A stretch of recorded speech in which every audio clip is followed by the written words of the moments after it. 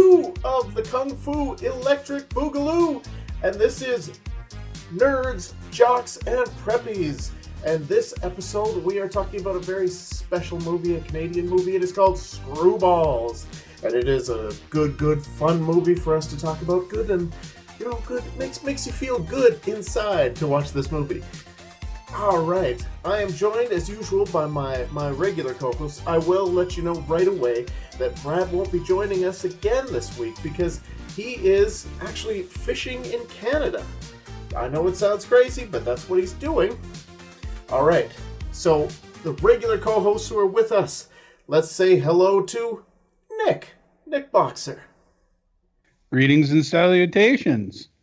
I wonder if we can get more strip sports leagues going on in our local communities. I think if you try, then you can get some going. I'm not sure about what you'll find as the results, but I think you can get them going. All right. Jim, say hello, Jim. I am thrilled to be here, and I just want to say hi to all of my fellow alumni from Taft and Adams High. All right. Good old TNA. Go TNA. And finally, Blackjack Hall. What's up, babies? All right. So, I'm very happy because this is one of those movies that I do remember from back in the day. Being able to watch it and enjoy it for, so many reasons. But in this case, let's get to Nick so that he can tell us what this movie is all about. I have no idea what this movie is all about. No, actually, it is the quintessential teen sex comedy. We have 4 high school students that really want to see some breasts. Other than that, I believe there is some sort of goal the boys set out to see a particular set of breasts belong to one Prudence. Is it Prudence or Purity? Purity Busch. And there are a variety of shenanigans to get the sweater puppies out of the sweater, so to speak. Let the dogs out. Who let the dogs out? Purity, yes. I do not believe I've missed a single plot point on that one. Well, I will have to agree with you. I do feel like this is one of the quintessential movies because it does a great job of just taking all those plot points that you absolutely expect and hitting on them on the way to telling a story that involves quite a lot of nudity, which is always appreciated in a movie. It's like got this. every cliche in the book, but in a good way this time. Yes. One of the things that I may go against as a cliche is that this is one of the cases where you have not only do you have like the preppy and the nerd and the jock, but they're all teaming up. It's the team up factor that actually makes this movie different than every other movie like this. Because there are a ton of movies where, the guys are trying to rack up points, or they're, they've got to sleep with a certain number of women, or they're all after a particular woman. In this movie, they actually decide to team up at the very beginning and say that before they get to homecoming, one of them will sleep with her or at least get a peek at her boobs. Actually, even the girls in this movie seem to be on the guy's side. Oh, well, absolutely. Because very Canadian approach to work together like this. But Purity is a bitch. Like that's the interesting thing about the movie, right? Is that they set her up, and when you first see her, it's obvious she's very beautiful. She's got an amazing rack, but then as you start going in, obviously the guys are all screw ups anyways, but when any opportunity comes for her to help and pile a little bit more shit on top of them, then she is absolutely going to take that opportunity to do that. Well, she's the quintessential cock tease that you would have from that era, right? And let's be it known, trouble. The biggest stakes we have ever laid in this movie are 5 days detention. Well, when Yes. but that's that's one of those interesting things about this movie is that to a couple of them, 5 days detention means 5 days of not sleeping with 5 different women, right? I mean, some of these guys are actually great with women. They have no problem getting. I mean, the one character easily has like 2 women on his arms at most times in the movie. Now, is the one guy, the preppy dude, supposed to be rich? They really don't expand on that at all, but he seems to pay for everything. You're right. Compared to all the character development they did for everyone else. Well, I mean, we spent some time with the fat guy, who I know his name is the fat guy, and the nerd, who I'm pretty sure his name is the nerd. Oh, come on. The fat guy is named Jerkovsky. Oh, right. Tchaikovsky is a great name. And there's some truly great names in this one. Oh, well, I mean, let's be honest, right? I mean, when you first see Jerkovsky, again, he's serving food in the cafeteria, and of course, Purity Busch comes up, or a couple of the TNA cheerleaders come up, and they tease him a little bit, all in fun though. And then Purity comes in and starts teasing him about wanting his big wiener and stuff like that all there, and then top it with a lot of cream and stuff like that, and then he's got to go off into the corner or into the back, and it's just like going to go live up to your namesake, and he's got to relieve some pressure. Yeah, apparently this isn't the first time that he's gotten in trouble for this. Apparently jerking off in different areas of this school is a normal problem for him. But what a great society that this movie lives in, that a guy who gets caught regularly jerking off is sure in the freezer. Yeah, in the freezer. But sure, he's a little bit of an I outcast. do not want to eat the food from this cafeteria. Well, no, but I looked at the food and I didn't want to eat the food from the cafeteria. But the point is that this is a guy who he still ultimately has some friends. I mean, these guys didn't. I mean, they look down at everybody, right? But they didn't treat him much differently than they treated Howie, the nerd character. So I never really dawned on me that yes, if this was the real world, we would be looking at a minimum of some severe canceling in a special school after the third time you get caught jerking off at school. But no, it's just a lovable quirk in this movie. I like that. That's funny. You would think at very least the parents would have heard about it. If nothing else. In this world, there are no parents. I was pretty sure that was established right off. Oh, we met Purity Busch's parents. Oh, sisters. I love her mother. We're named Ward and June. Ward and June Busch. Oh, the heart on the beaver joke. Was that the first time we've heard that joke? Yeah. She wants to have sex, but Ward is worried because if he has sex with her, it might affect his ability to bowl the next day. Because I've often heard sex weakens the legs, and you need those for bowling, and that's more important than sex. Taking a page from Mr. Roper there. And then she says. He asked her what's wrong, and she's not getting the sex, and she goes, "Ward, I'm worried about the beaver."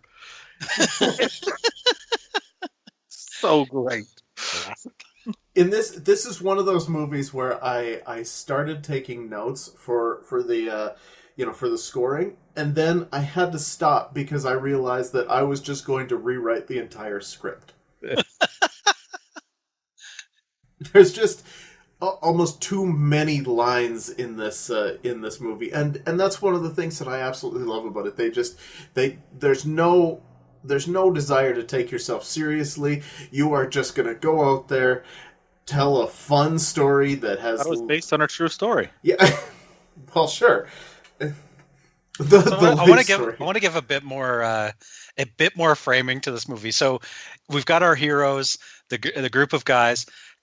Each one of them individually gets screwed over by Purity and ends up in detention. So that's how we're introduced to each of these guys. And some of the ways are Well, no, amazing. the one guy, it's nothing to do with Purity. It's because he was doing a breast examination pretending to be the doctor. Isn't that why he ended up in Well, Purity's the one that tells on him, though. Oh, I suppose. Yes, Purity has a hand in him running out when all the girls are found and they're yelling at him. That wouldn't be a hint. I don't know. Hey, there's a couple of times that he pretends to be someone else, and I'm really sure that all the women recognize him. Well, of course. They just seem to go along. There's no connection between this and the sequel. Right there. Well, I think the girls knew, and they were just sort of on board because they wanted everybody to see Purity's breasts. That was their the women. key. They didn't like her either. She was not a nice person. So no, they didn't like her either. And as Roger Ebert in his review where he gave it 1 out of 4 stars said, she's a nice girl. She's a nice girl. All the other girls are sluts. Quote unquote. I think Roger missed the point of this movie then. But yeah, you think? And that's absolutely right though. When as you set it all up, they all meet and it's just but yeah, they managed to come together and they're there for the greater good. A common goal, so to speak. And I found that really to be really engaging. And really, honestly, I especially found Peter Callahan to be really engaging as the Rick McKay character. Like, he did a great job, and when he was on the screen, it was straight out fun. Yeah, I want to talk about Peter Callahan. I grew up near the Canadian border, so I watched a lot of Canadian television. And Peter Callahan, he's got like over 100 credits on IMDb. Incredibly prolific Canadian actor, and so he did a show called Made in Canada that also aired in the U.S. as The Industry. Aired a couple of many different countries around the world. Called The Industry. It was about people who make TV, and it was a comedy. And Peter Callahan was one of the leads in it. His character ran a TV production company, and his character had made his fortune doing a sex comedy. So that's where all the money came from for everything that happens in that series. Is he made a sex comedy that cost like $8 and made a fortune, which I always assumed was supposed to be Porky's, not realizing that Peter Callahan got his start in exactly this kind of movie. Yeah. Well, Porky's admittedly was a lot more successful than this. There's no question. Slightly, yeah, a couple more dollars. Porky's up until only a few years ago the most successful Canadian film ever. Yeah.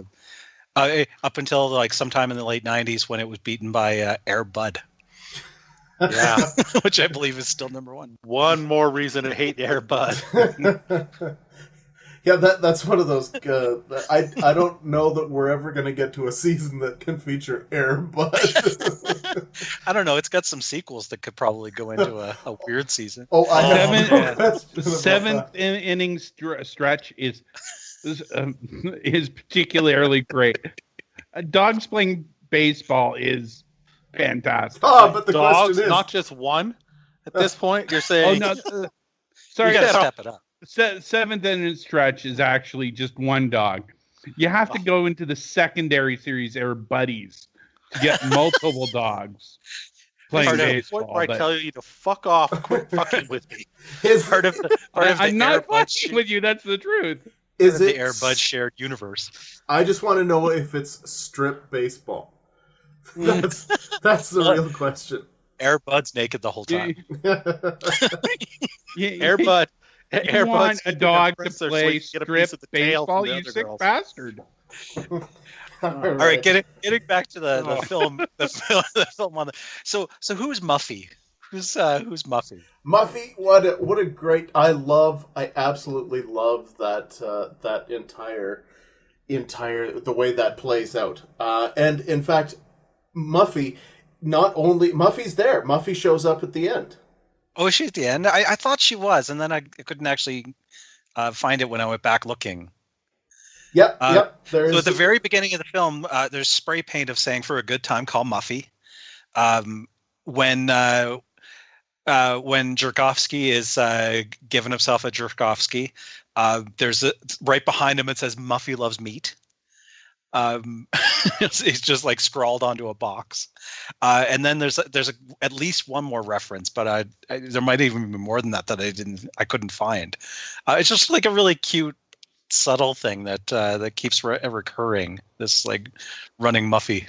Yeah, at the very end of the movie, when they're doing the big scene and Purity is singing the national anthem, they do a cutaway shot to a girl in a shirt that says, "I'm Muffy.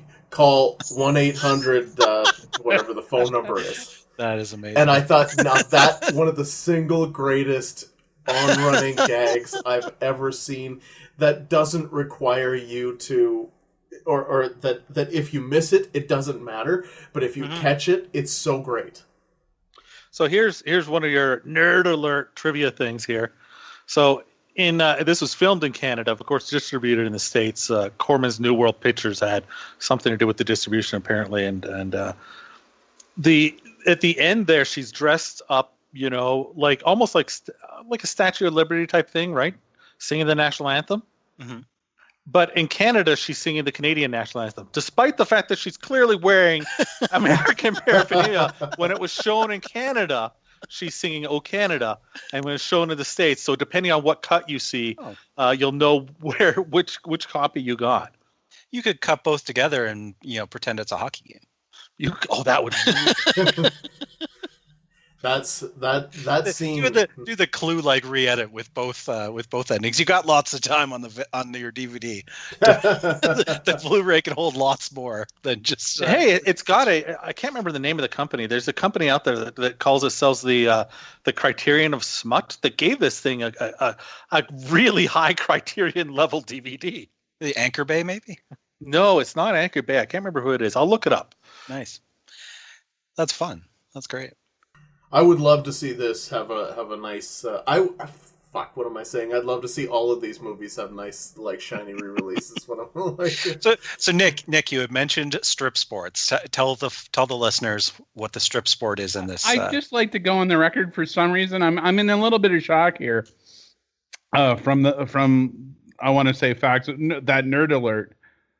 I don't know why, but I find a woman singing "O Canada" naked much more erotic than an American national anthem for some reason, and I don't know why. I'm vaguely confused by that. But yes, is it the long vowel sounds maybe?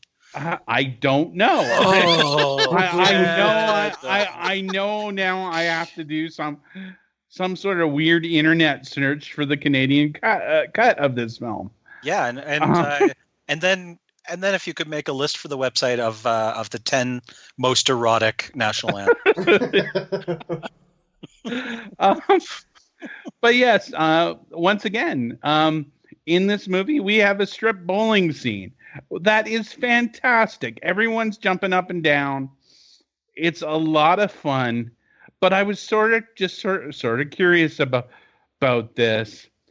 We've had a lot of movies this year with strip things going on, and the only strip poker thing, which is the only one that I know that really exists, was All Guys. It's All Guys, yeah, I know. Yeah. That we would have happened upon a second strip poker game that has a more traditional roster by now, since we've already had football and bowling. Oh, we did in Jocks. They were playing strip poker in Jocks. Oh yeah, that's right. That's right. They were. Yeah. That's right. Yeah, I missed that completely. Yeah, they played it at the bar. Yeah, with it was like they were like at a bar, and it's like the three guys and then three girls from the bar. And it's when they're supposed to have gone back. We should give it some points for like a non-traditional venue for strip poker game. That though was the only scene that made Jocks get all like that. Yeah, it was the Jocks was really struggling as a sex comedy with like basically no nudity except for that scene. Yeah. One of the scenes that I love occurs in Screwballs before this, where the beach scene with Jerkovsky. This is the point God, where that goes forever. And it's amazing. Oh, I know. So Purity always goes to the same part of the beach. I don't know where TNA college is, but or high school is, but I mean it's close to a beach. I mean, what a great place this is! What a great place!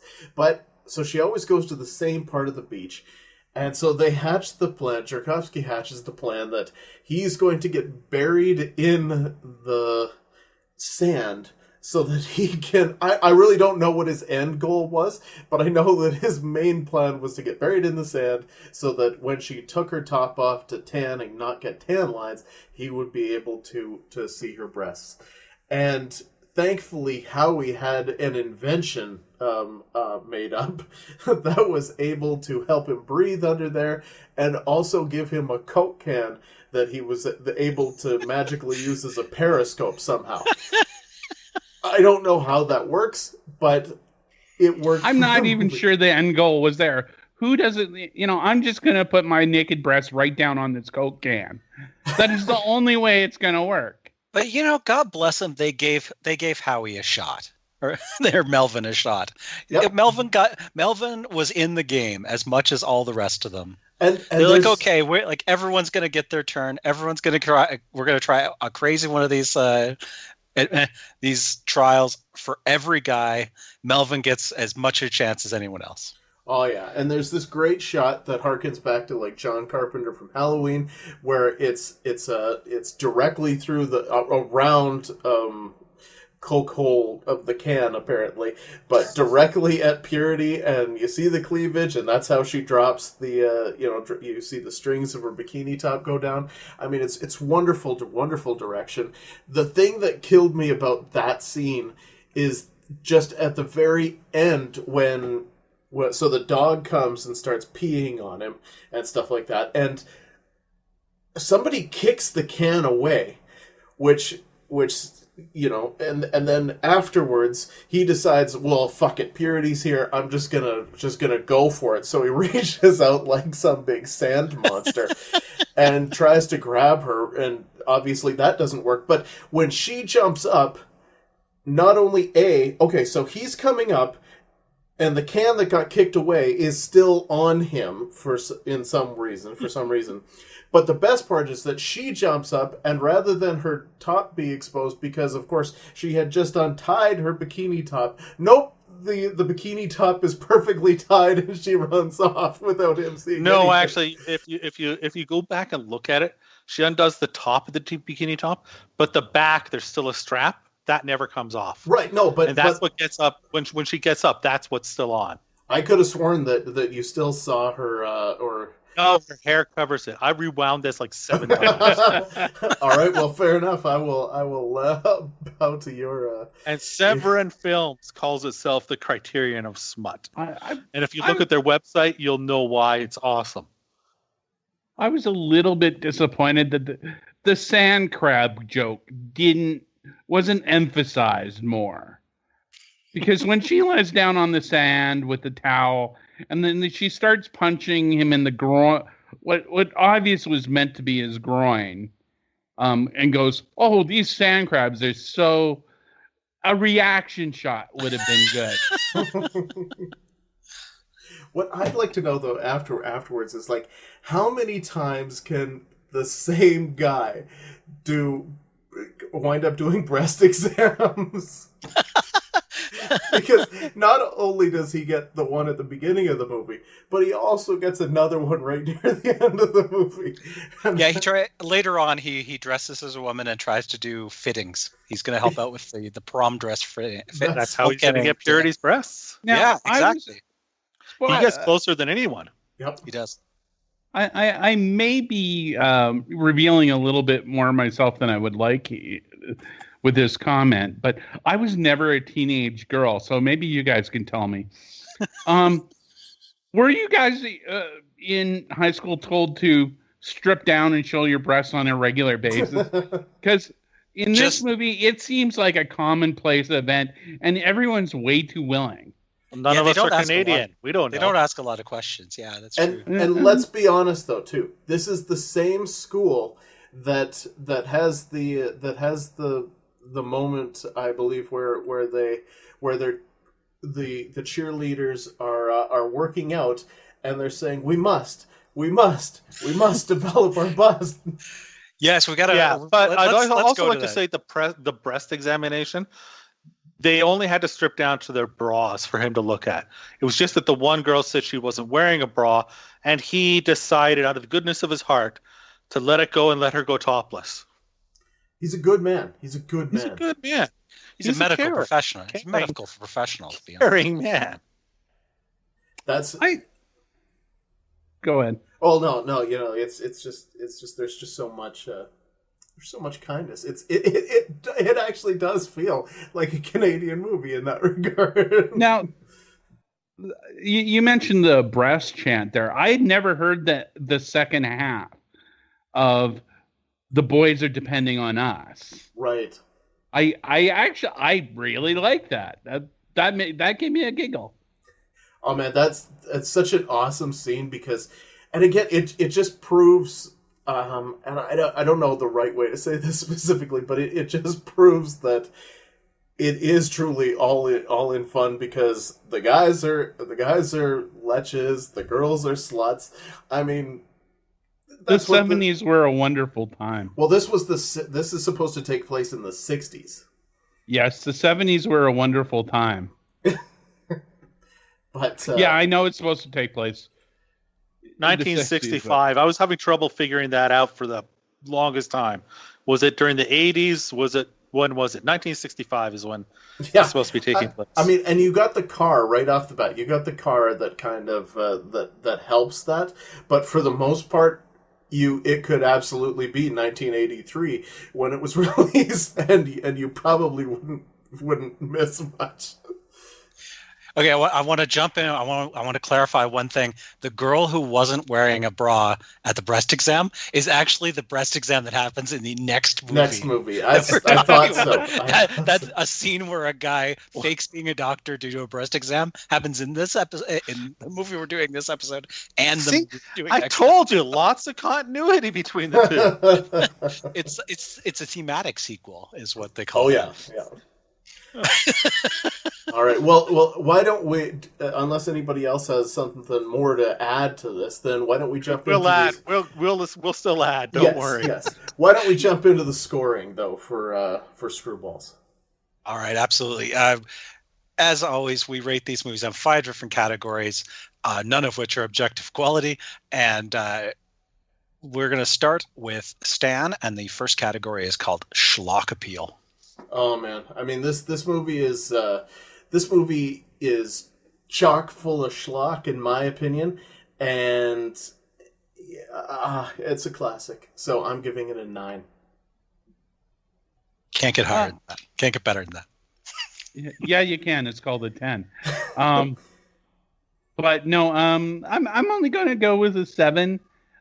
Yes, the schlock appeal is high, but it's not over the top. It's sort of just a generic sex comedy, a good one, but it doesn't have that extra schlock. Well, fuck you. And I give it an 8. It's nothing generic here. It's a good sex comedy. I enjoyed it. There's a great section of this movie where they're all at a drive-in, and it is a continuity error because the movie they're watching is actually a movie that hadn't been released when this movie takes place. What? They actually give it a fake name. When they go see it, they give it is it a real movie. Yes. Fake name of a real movie with I know, because So, the Wild Women of Wango is different than that movie. Oh, okay. Oh, wait. So what it actually says is the Wild Women of Wango and we don't see what's below it. So presumably that is The Arena starring Pam Grier, which is the movie that they're watching in this movie. That means that there's a movie that we have considered for the B movie, in the search for the ultimate B movie, that is played in the middle of this movie that we are considering as the ultimate B movie, which is why I'm going in with a 9. 90% chance that they didn't clear the rights to show the movie. It's just why it's a different name. There's two movies there, because the Big Birdcage 2 is the first movie playing in there. Then The Arena. Sorry, two different movies in there. I recognize the footage. Yeah. Wow. Both starring Pam Grier, though. Crazy. Okay, this is why we need to be doing this podcast. Anybody questions the B movie love of these hosts right there. I'm sorry. I've watched a couple Pam Grier films in my time. I definitely didn't say it as a bad thing. It's a good thing. I've been wanting to watch The Arena since I came across it, but I've also been trying not to watch films we make on the show. So that's a challenge. It's a challenge. It's very frustrating. Oh. All right. Next category is called More Heart Than Budget. I mean, this is a Canadian movie, and so I thought that they did a good job because I mean, given the Canadian dollar, I hear it's terrible all the time. So I mean, this movie was it in 1965? Oh. Well, it was pretty good in the early 80s as well. In the early 80s? Okay, it had a decent time in it. Actually, by this time, it would have leveled out. It was late 70s. It was at a high. I mean, I was a kid. We would do a lot of cross-border shopping. I was going to say, you must have. Yeah. So, I grew up in Minnesota, so. Yeah, so, I mean, but to me, given the fact that they probably had a budget of, $50,000 Canadian dollars, which probably works out to about 45,000 American dollars. I mean, I think they put everything into this movie, giving it a 9. This movie had quite a lot of heart. I'm just going with an 8 though. I'm giving it a 7. It did have heart, and it looks professional enough, but there's nothing where I'm like, oh wow, but how did they get that shot out of that amount of money? I don't think this film feels particularly Canadian. No, I don't think it does. And the end alone, I think boosts it for me. The Statue of Liberty and the explosions and the breasts. That was pretty common. Yeah, I mean, same as Porky's. But here's the thing: Raphael, the director, Raphael Zielinski, I think his name was, he based this on Archie comics. Believe it or not. How great that was his inspiration, was Archie comics. So that probably explains why it doesn't feel too Canadian. It feels very American. I think the teamwork feels very Canadian. An IMDb reported number of 800,000 as the budget for this, I'm giving this a 10. All right, into our next category, which is always our favorite category, the what the fuck moments. The moments that not only don't they belong in this movie, they belong in any movie. I'm going to point to a couple of points here. Number one, there's a fantastic scene in the library where the librarian is extremely vigilant about getting people to not talk, like not even talk quietly, not talk, and she goes after two people who are signing and speaking sign language to each other and violently so.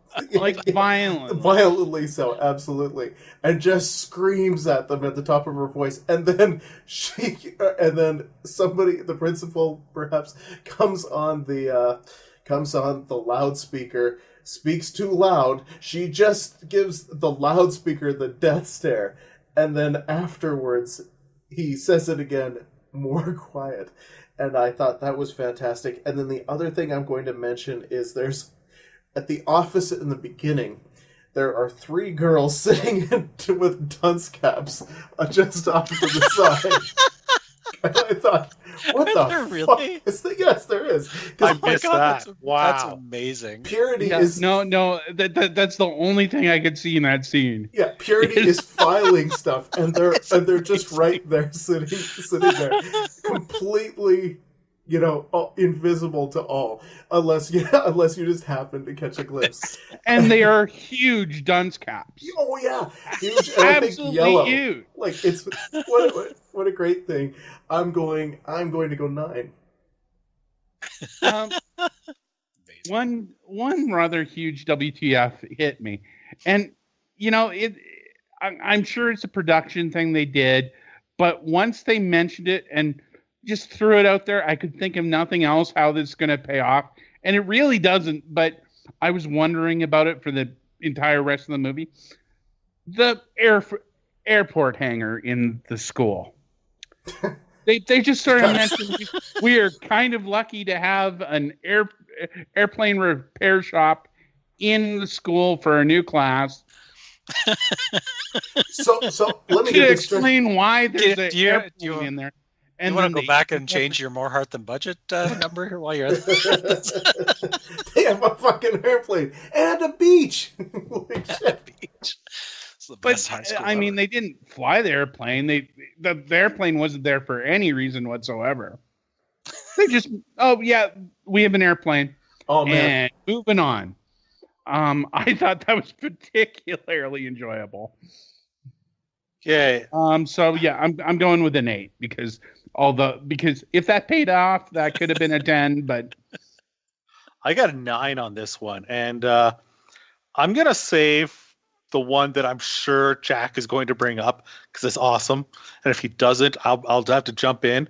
But Brent Van Dusen the 4th. I believe it's the 4th, not the 3rd, because you needed one more. There's not a scene in the movie, and this was the actor's idea, but there's not a scene in the movie where he doesn't have our tennis racket. He's rich, so he has a tennis racket. He's at the beach, tennis racket. He's in chemistry class, tennis racket. There's never a point where he doesn't have his tennis racket. did not notice that. What? I totally missed it as well. That's amazing. There's never a single scene in the That whole is movie. Go so back, watch it again, and I know you're going to, where he doesn't have it, no matter where they are or what they're doing or how out of place it is.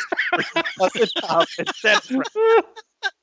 Oh, I'm watching the bowling scene all over again. He's got it at the bowling. Of course he does. Yep, he does. It's amazing. Oh, right, he plays air That's guitar amazing. on it at the beginning. and I thought this is great. It's like truly a jock does play tennis. It obviously was a thing. Wouldn't he be a preppy? He would be a preppy though, but All we that's know fine. is he must be. Yeah, he's cultured because he has a tennis racket all the time. That's amazing. Okay, so, and also I'm going to mention this. Like I said, I'm going to leave. There's so many. I'm going to leave some good ones for you, Jack, because I know often we steal them from you. Yeah, I'm just gonna I'm list sorry. the name. I'm Jim and you're Jack. What I say? You just Did I got do our that? name. You got our names Jack backwards. Jack is that so happens all the time. excited. That happens all the time. So yeah. excited I am, Jim. Okay. Brent Van Dusen the 4th. Okay. Of course, Linda Special, who has a role here, then plays a hooker in 1980. This was in 1983. Then in 1989, she played a hooker on Degrassi High, and then her next film credit is Sexy Neighbor in 2008 on Breaking Bad. Awesome. So good. Wow. Okay, so of course she's Purity Busch, which isn't that strange a name. I once knew a girl named Purity Clam, so it's not that big a deal. Linda Shane, who co-wrote this and is the girl whose breasts are up against the van in the driveway scene for super long time. Remarkably talented actress. And she was in Humanoids from the Deep, and she's ended up writing. She just had a children's book come out. She's directing movies. She has a deal with Disney. All this stuff. So anyway, she played Bootsy Goodhead. Of course, we mentioned Melvin Jerkovsky. We had Rhonda Rocket, Principal Stuckoff, Vince the Prince, Ward Bush, June Bush, Miss Roach, And there was one other good one here. Oh, Moose Reardon. I like that one. Oh, and of course, my ex-girlfriend actually was in this too. Anna. Anatomical. That's such a great name. I like Yeah, that one. Yeah, that- I like that one. Yeah, that was So, that was the stripper. That woman there, she was, of course, in Russ Meyer's Up. That was her first film role, and she was quite well known for that. And she was once engaged to Greg the Hammer Valentine, Raven. That's amazing. Yep, nerd alert. There's your trivia for the movie. I'm done. All right. Please don't mix the baby. There are two what the fucks that are going to stay with me. One we've already spoken of when Jerkovsky is caught beating the meat in the meat locker while he's supposed to be on shift at the cafeteria. The other is at the climax of the strip bowling. The strip bowling. One of the characters, Howie, accidentally gets his dick stuck inside a bowling ball. I knew, John. I knew I could count on you. So the bowling ball gets stuck on his dick, and at first they suggest blowtorching it off. He's not keen on that idea. and then what actually happens is two of the girls talk him off. I thought it was 3 even, but It was 4. Four. Two They, dealt like- with the ball. Oh, that's right. Two of them work the ball, and two of them work the shaft. So the four girls basically they talk him off. They like. And he, so essentially there's like an orgy in the middle of this while his friends watch. But he had a great time. And But you forgot to mention when he shoots, that ball goes flying. Oh, that it heavy does. ball. it's a strike. There's some pressure built up there. Yeah. Oh yeah, it goes flying through that like a cannonball. Yeah. That strike gives it a 9 out of 10. All right. Memorable moments is our next category, Stan. Well, again, there was when I started writing down lines and stuff like that. I mean, it just went too far. One of the points that I'll bring up was from the Ward and June Busch moment where she starts coming on to Ward, and Ward says under his breath, "Shit, she's in heat again." Yeah,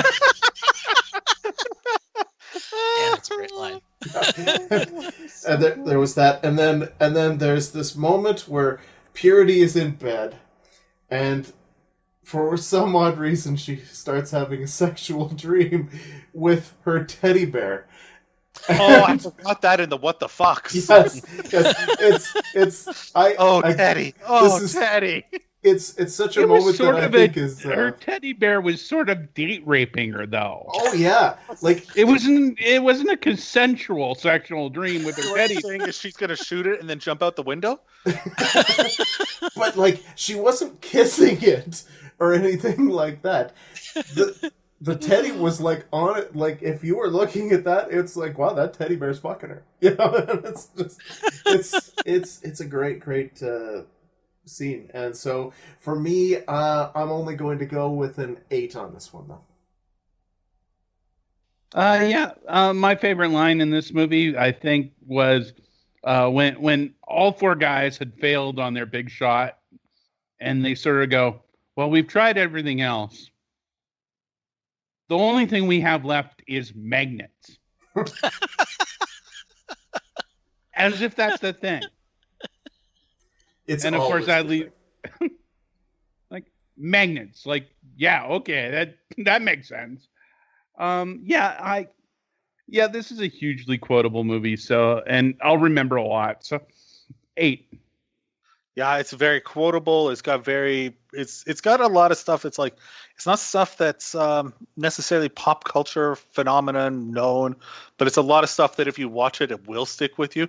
So I got a solid 8 on it. Wow.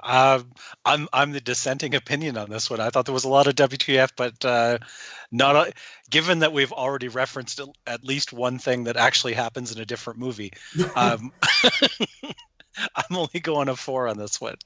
I will mention that if I'm ever in Toronto, where they film parts of this movie, I want to go to the strip joint, the Fillmore's Hotel, which is the strip joint they go to near the end of this film, still exists and is still a strip joint. Is Wow, that that's the brass awesome. rail?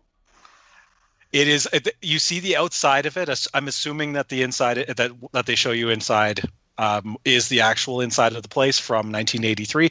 But if you go, I went on to TripAdvisor, and it is still there. The neon sign is still the same out front. It is still called the Fillmore's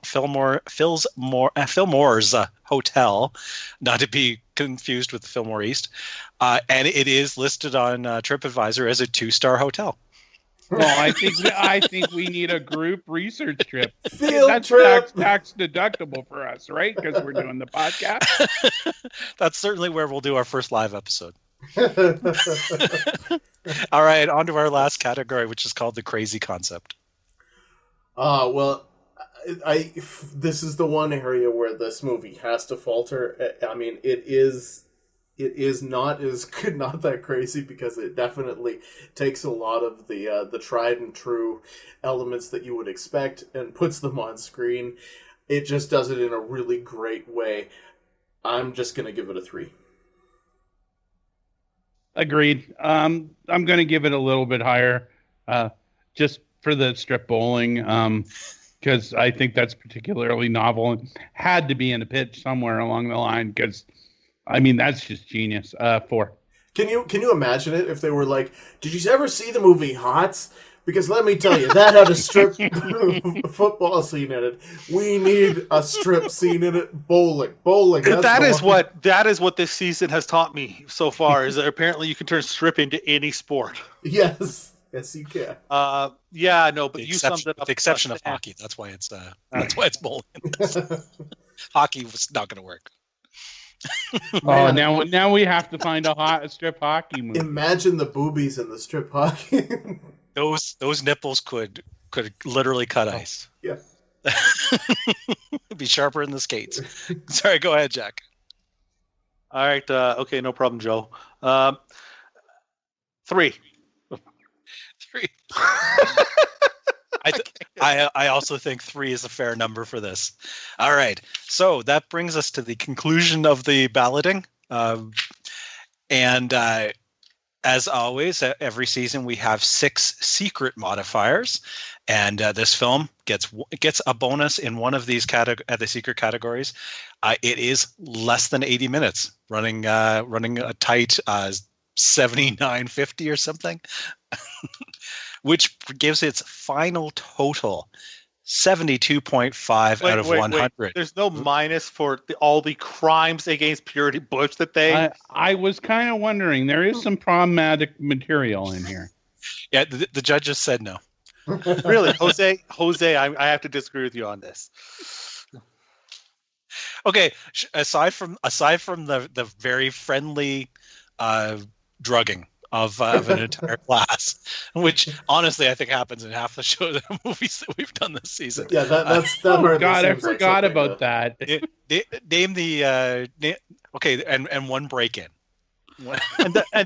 and the breast exam that isn't done anything to do with purity. They just want to see tits in general. Actually, no, wait, sorry again, wrong movie again. I don't. Those breast exams. The women were more than fine. They were happy to show off. I assumed in both scenes that the women knew full well that guy was not a doctor, nor a teacher, prom teacher. Yeah. Can't June be counted as a predatory female for poor Ward? Also, judges also considered it, but nothing actually happens. So brings us to 72.5 out of 100. Very respectable number. Yeah, very good number. It tops Gymkata, so you know it's good. Yeah. And I'm sure the next one is also going to do well. It's the same movie. Stan, tell them what's coming up next. All right. Well, I'm very happy to announce that we are doing Screwballs 2 Loose Screws. So breaking away. Oh yeah. This one is just a little bit of a hit. This is one of my favorites from that time period. So I am truly happy to be talking about this one. All right. Does anybody else have anything else to say for this episode? Apparently not. I waited, and I'm getting really excited about the idea of talking about loose screws. All right. Well, for Brad, who's not here, for Nick, who is here, for Jim, at least, that's what we often call him, and for Jack, I am 8th Dan Stan Adu, and thank you for listening to Season 2, Nerds, Jocks,